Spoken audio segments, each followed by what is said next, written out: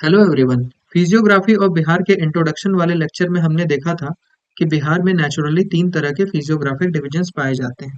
पहला important physiographic division था बिहार का शिवालिक रीजन। शिवालिक रीजन का अगर आपको डिटेल्ड एनालिसिस देखना है तो आप शिवालिक रीजन ऑफ बिहार के वीडियो में उसको आप देख सकते हैं, और शिवालिक रीजन ऑफ बिहार का वीडियो आप बिहार ज्योग्राफी प्लेलिस्ट से एक्सेस कर सकते हैं, और यह प्लेलिस्ट का लिंक आपको डिस्क्रिप्शन बॉक्स में मिल जाएगा। तो आइए स्टार्ट करते हैं बिहार ज्योग्राफी में फिजियोग्राफी ऑफ बिहार का second physiographic division of Bihar, जिसका नाम है द बिहार प्लेन्स। तो द बिहार प्लेन्स में सबसे पहला इंपॉर्टेंट पॉइंट हमें ये पढ़ना है कि द बिहार प्लेन्स का लोकेशन क्या है, बिहार के किन डिस्ट्रिक्ट्स में बिहार प्लेन्स मिलते हैं। तो जैसा कि आप मैप में देख रहे होंगे कि बिहार प्लेन्स जो है almost 90 to 95% of the Bihar को कवर करता है, और यह बिहार के आपको लगभग सारे डिस्ट्रिक्ट्स में देखने को मिल रहा होगा। तो जी हाँ, यह बिहार के सारे ही डिस्ट्रिक्ट्स में मिलता है। अब थोड़ा कंफ्यूजन इसमें ये हो सकता है कि जो साउथ के डिस्ट्रिक्ट्स हैं, जहाँ पे प्लेटो रीजन है, वहाँ पे यह बिहार प्लेन्स का फॉर्मेशन होता है कि नहीं होता है। तो जी हाँ, सारे डिस्ट्रिक्ट्स में होता है। भले ही साउथ के डिस्ट्रिक्ट्स के माइनर पार्ट्स में होता हो, बट होता जरूर है। तो बिहार के सारे डिस्ट्रिक्ट्स में आपको बिहार प्लेन्स देखने को मिल जाएगा। Second, the most important question ये है कि बिहार प्लेन्स का फॉर्मेशन कैसे हुआ। तो बिहार प्लेन्स का फॉर्मेशन कैसे हुआ, यह जानने से पहले हमें एक इम्पोर्टेंट पॉइंट ये पता होना चाहिए कि बिहार प्लेन्स जो है वो पार्ट है इंडस गैंगेटिक प्लेन का। अब ये इंडस गैंगेटिक प्लेन क्या है? तो इंडस गैंगेटिक प्लेन का फॉर्मेशन होता है क्वाटरनरी पीरियड में। क्वाटरनरी पीरियड में इसका फॉर्मेशन कैसे होता है, ये जानने के लिए हमें यह जानना होगा कि हिमालयास का फॉर्मेशन कब हुआ। तो हिमालयास का फॉर्मेशन होता है टर्शरी पीरियड में, जो कि क्वाटरनरी पीरियड से पहले लाई करता है। तो टर्शरी पीरियड में जब हिमालयास का फॉर्मेशन हो गया था, तो यहाँ पे तीन मेन रिवर्स हुआ करती थी, जो कि हिमालयन रिवर्स भी कहलाती हैं आज के डेट में। उसका नाम था इंदस, गंगा और ब्रह्मपुत्र। यह तीनों रिवर्स उस समय अपने यूथफुल स्टेज में हुआ करती थी। यूथफुल स्टेज में होने की वजह से इन रिवर्स में काफी ज्यादा एनर्जी था। इस एनर्जी की वजह से यह रिवर जब अपने कोर्स में ट्रैवल करती थी, तो हिमालयन रॉक्स जो थे, उन रॉक्स को ये इरोड करते हुए आगे बढ़ती थी। हिमालयन रॉक्स के इरोजन से क्या हुआ कि रॉक्स का वेदरिंग स्टार्ट हो गया, और रॉक्स के वेदरिंग का मतलब ये हुआ कि रॉक्स जो है छोटे छोटे टुकड़ों में टूटते हुए चले गए। और इन रिवर्स में इतना ज्यादा एनर्जी था कि ये वेदर्ड रॉक्स को अपने कोर्स में ये वेदर्ड रॉक्स को अपने कोर्स में डिपॉजिट करते हुए चली जा रही थी। तो ये जितने भी वेदर्ड रॉक्स है, ये रिवर्स के कोर्स में डिपॉजिट होते जा रहे थे। इससे क्या हुआ? इससे ये हुआ कि एक डिपोजिशनल प्लेन का फॉर्मेशन हुआ। और इस डिपोजिशनल प्लेन का नाम क्या था? इस डिपोजिशनल प्लेन का नाम था इंदस, गंगा और ब्रह्मपुत्र प्लेन। तो इंदस प्लेन का फॉर्मेशन कहाँ हुआ? जहाँ पे इंदस रिवर फ्लो कर रही थी और अपने कोर्स में वेदर्ड रॉक्स को डिपॉजिट कर रही थी। गंगा प्लेन्स का फॉर्मेशन कहाँ हुआ? गंगा के कोर्स में हुआ। ब्रह्मपुत्र प्लेन का फॉर्मेशन कहाँ हुआ? ब्रह्मपुत्र के कोर्स में हुआ। तो जैसा कि आप मैप में देख सकते हो, गंगा रिवर जो कि बिहार को कवर करती है, तो उस तरीके से हम ये कह सकते हैं कि बिहार प्लेन्स जो है वो पार्ट है गंगा के प्लेन्स का, पार्ट ऑफ गैंगेटिक प्लेन्स। इस तरीके से हमने देखा कि बिहार प्लेन्स का फॉर्मेशन कैसे हुआ। नेक्स्ट पॉइंट ये है कि हमें पता होना चाहिए बिहार प्लेन्स का कोई फर्दर सब डिवीजन है या नहीं। तो इसको समझने के लिए हम लोग बिहार का फिजिकल मैप रेफर करते हैं, जो कि अभी आपको स्क्रीन पे दिख रहा होगा। तो जैसा कि आप देख सकते हो, बिहार में जब गंगा रिवर एंटर करती है तो बिहार को टू पार्ट्स में डिवाइड करती है। पहला जो ऊपर वाला पोर्शन हो जाता है, वो हो जाता है नॉर्थ बिहार प्लेन्स, और नीचे वाला पोर्शन हो जाता है साउथ बिहार प्लेन्स। तो इस तरीके से हमने देखा कि गंगा रिवर की वजह से दो पार्ट्स में बिहार प्लेन्स डिवाइडेड है, और इन दो पार्ट्स का नाम है नॉर्थ बिहार प्लेन्स और साउथ बिहार प्लेन्स। अब हमें ये जानना है कि नॉर्थ बिहार प्लेन्स और साउथ बिहार प्लेन्स का फर्दर कोई सब डिवीजन है या नहीं, और अगर है तो क्यों होता है। तो इनका भी फर्दर सब डिवीजन होता है, और फर्दर सब डिवीजन होने का रीजन है बिहार में गंगा के ट्रिब्यूटरीज। जैसा कि आप देख सकते हो कि यहाँ पे गंडक रिवर आपको देखने को मिल जाएगा, यहाँ पे आपको कोसी रिवर देखने को मिल जाएगा, यहाँ पे आपको महानंदा रिवर देखने को मिल जाएगा। उसी तरीके से साउथ में सोन रिवर आपको देखने को मिल जाएगा, चंदन रिवर देखने को मिल जाएगा। तो बिहार में गंगा की काफी ट्रिब्यूटरीज हैं, और इन सारी ट्रिब्यूटरीज की वजह से बिहार के जो मेजर प्लेन्स का सब डिवीजन है, नॉर्थ बिहार प्लेन्स और साउथ बिहार प्लेन्स, ये फर्दर सब डिवाइड हो जाते हैं। तो नॉर्थ बिहार प्लेन्स का अगर हम लोग सब डिवीजन देखें, तो पहला जो हो जाता है वो होता है महानंदा प्लेन। महानंदा प्लेन का फॉर्मेशन महानंदा रिवर की वजह से ही होता है। दूसरा है कोसी प्लेन। तीसरा है कमला प्लेन। कमला भी एक रिवर है, बिहार में बहती है, जो कि गंगा की ट्रिब्यूटरी है। फोर्थ है बागमती प्लेन। बागमती रिवर भी अगेन गंगा की ट्रिब्यूटरी है। फिफ्थ है गंडक प्लेन। और सिक्स्थ है घाघरा प्लेन। उसी तरीके से साउथ बिहार प्लेन भी फर्दर सब डिवाइडेड है। पहला हो जाता है चंदन प्लेन, जो कि चंदन रिवर की वजह से बनती है। दूसरा हो जाता है क्यूल प्लेन। क्यूल भी एक रिवर है बिहार में, जो कि लखीसराय के पास आपको देखने को मिलेगी। और थर्ड है ताल रीजन। अब ये ताल रीजन क्या है, इसको अच्छे से समझ लेते हैं। ताल रीजन बेसिकली क्या है, ये लो लाइंग एरिया है। लो लाइंग एरिया है जिसमें पानी जमा हो जाता है, इसमें वाटर फिल हो जाता है। अब ये वाटर आता कहाँ से है? Water filled due to rainy season. जब बरसात में पानी इकट्ठा होता है लो लाइंग एरिया में, उसको हम लोग ताल रीजन बोल देते हैं। फोर्थ है सेंट्रल साउथ बिहार प्लेन।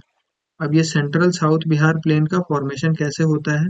तो सेंट्रल साउथ बिहार प्लेन का फॉर्मेशन होता है तीन चीजों की वजह से। पहला है गंगा रिवर, दूसरा है सोन रिवर, और तीसरा है ताल रीजन। मतलब इन तीनों के एक्सटेंट के बीच में सेंट्रल साउथ बिहार प्लेन लाई करता है। फिफ्थ है शाहबाद प्लेन। शाहबाद प्लेन।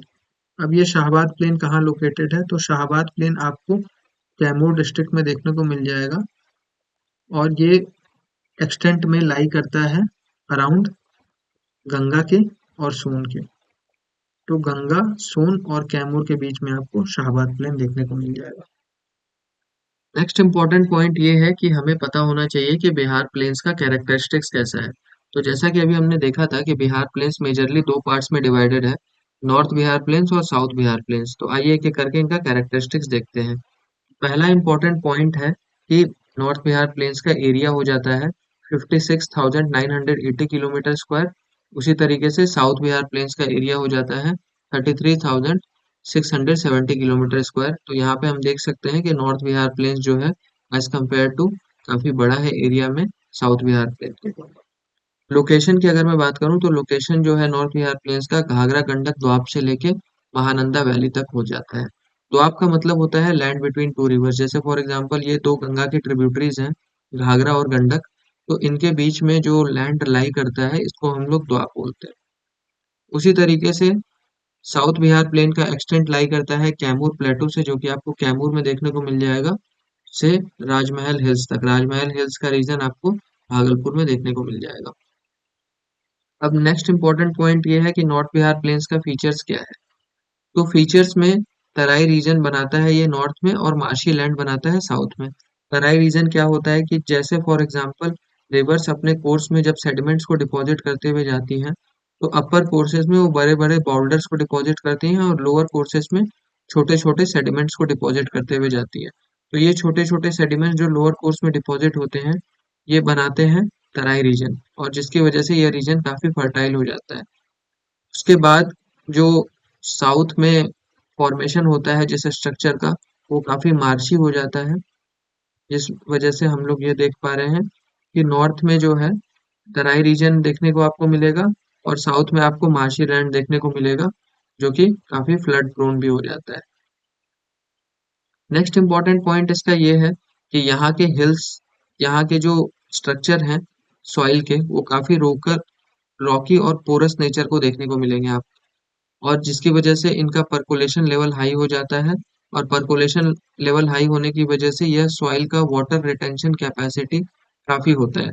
तो वाटर रिटेंशन कैपेसिटी होने की वजह से ये सॉइल जो है सूटेबल है एग्रीकल्चर के लिए, सूटेबल टू एग्रीकल्चर, जिसकी वजह से यहाँ पे काफी क्रॉप्स कल्टीवेट किए जा सकते हैं, जैसे for example rice, sugar cane, wheat, ये सारे क्रॉप्स जो है कल्टीवेट हो सकते हैं।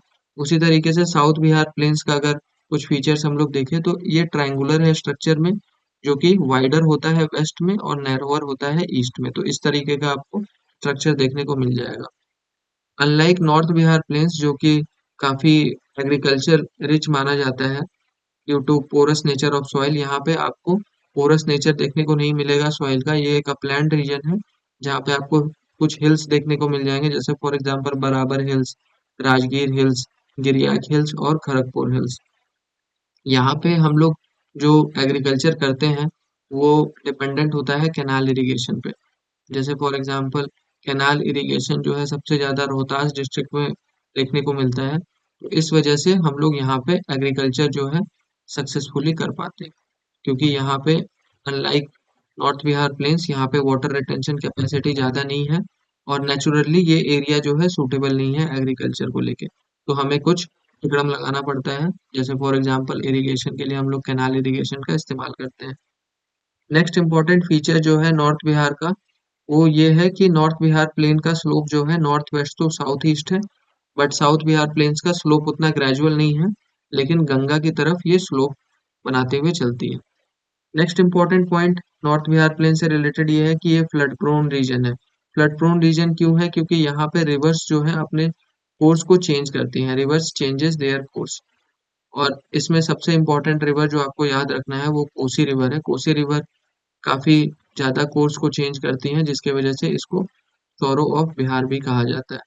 तो रिवर के कोर्स चेंज करने की वजह से यहाँ जो है फ्लड प्रोन रीजन बन जाता है। उसी तरीके से साउथ बिहार प्लेन, जो कि एक अपलैंड रीजन है, यहाँ पे रिवर उतना कोर्स चेंज नहीं करती हैं, जिस वजह से यह रीजन जो है प्रोन नहीं है फ्लड को लेके। नेक्स्ट इम्पॉर्टेंट फीचर है नॉर्थ बिहार प्लेन का कि यहाँ पे फॉर्मेशन होता है चुआर्स का, जो ऑक्सबाउ लेक भी हम लोग बोलते हैं। अब ऑक्सबाउ लेक का फॉर्मेशन कैसे होता है वो मैं आपको डायग्राम के थ्रू एक्सप्लेन कर देता हूँ अभी।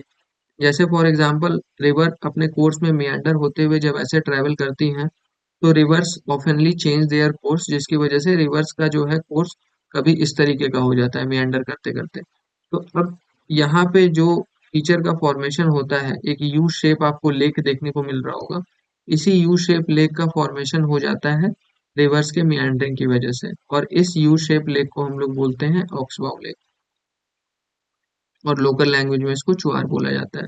तो ये मेजरली आपको बिहार में बेगूसराय, समस्तीपुर, सहरसा और कटिहार डिस्ट्रिक्ट्स में देखने को मिल जाएगा। नेक्स्ट इम्पॉर्टेंट पॉइंट है कि साउथ बिहार प्लेन में ताल रीजन का फॉर्मेशन होता है। तो ताल रीजन, जैसा कि अभी हमने देखा कि एक लो लाइंग रीजन है, उसका लो लाइंग रीजन जो है फिल हो जाता है वाटर से ड्यूरिंग रेनी सीजन। जब बरसात के पानी आती है तो ये लो लाइंग रीजन भर भर जाता है और यहाँ पे ताल रीजन का फॉर्मेशन हो जाता है। नॉर्थ बिहार प्लेन्स का दो इम्पोर्टेंट फीचर ये भी है कि यहाँ पे दोआब का फॉर्मेशन आपको काफी देखने को मिलेगा। दोआब, जैसा कि मैंने आपको बताया कि दोआब का मतलब होता है लैंड बिटवीन टू रिवर्स। तो गंगा की काफी ट्रिब्यूटरीज जो कि नॉर्थ बिहार प्लेन में आपको देखने को मिलेगी, उनके बीच में काफी ज्यादा जो लैंड का आपको फॉर्मेशन देखने को मिलेगा, तो इसको हम लोग दोआब बोल देते हैं। अब दियारा लैंड क्या होता है?